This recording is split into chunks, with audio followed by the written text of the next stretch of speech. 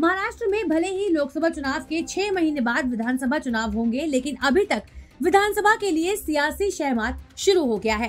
BJP इस बात के लिए तो कॉन्फिडेंट है कि लोकसभा और विधानसभा में जीत एनडीए की होगी, लेकिन बीजेपी के सबसे बड़े नेता देवेंद्र फडणवीस इस बात का कॉन्फिडेंस नहीं दे रहे कि विधानसभा चुनाव के बाद सरकार बनाने की स्थिति बनी तो एकनाथ शिंदे ही सीएम होंगे या फिर नहीं।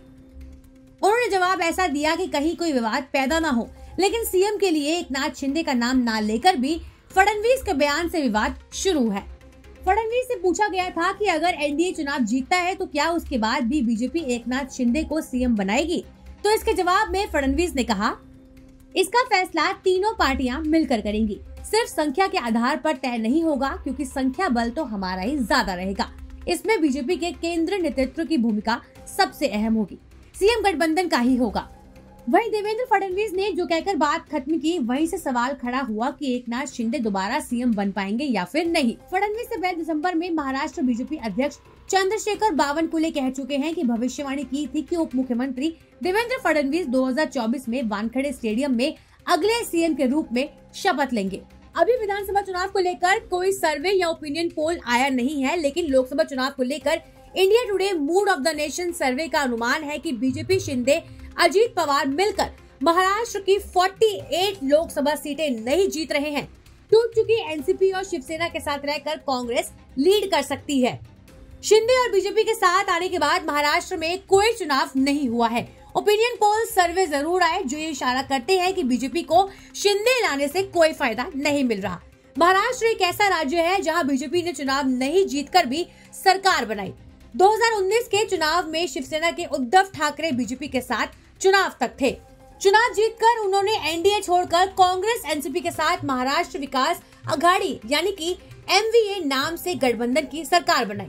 2022 में एकनाथ शिंदे की बगावत के बाद से महाराष्ट्र की राजनीति में बहुत उठापटक चल रही है। शिवसेना तोड़ने के इनाम में एकनाथ शिंदे को सीएम का पद मिला। सीएम रहे देवेंद्र फडणवीस को डिप्टी सीएम बनाकर शिंदे के अंडर आना पड़ा।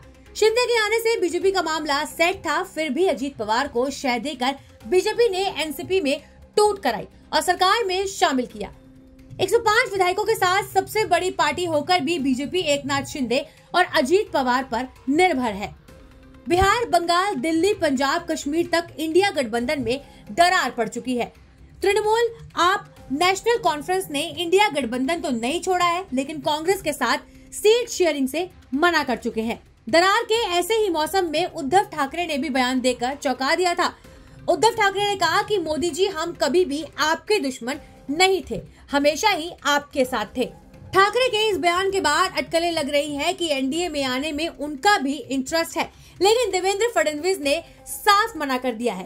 कह रहे हैं कि जहां राजनीतिक मतभेद होते हैं वहां भी राजनीतिक गठबंधन हो सकते हैं। क्योंकि उद्धव ठाकरे ने हम सबका मन दुखाया है, इसलिए अब उनके साथ कभी गठबंधन नहीं होगा। उद्धव ठाकरे ने बीजेपी के साथ गठबंधन के दरवाजे खुद ही बंद कर दिए। वो लगातार हमारे दिल को ठेस पहुंचा रहे हैं। प्रधानमंत्री नरेंद्र मोदी के बारे में निम्न स्तर की बातें करते हैं। हालांकि अब आने वाले वक्त में पता चल पाएगा कि महाराष्ट्र की सरकार क्या नया रुख लेती है। बाकी आपकी इस वीडियो पर जो भी राय है हमें कमेंट बॉक्स में जरूर बताइएगा।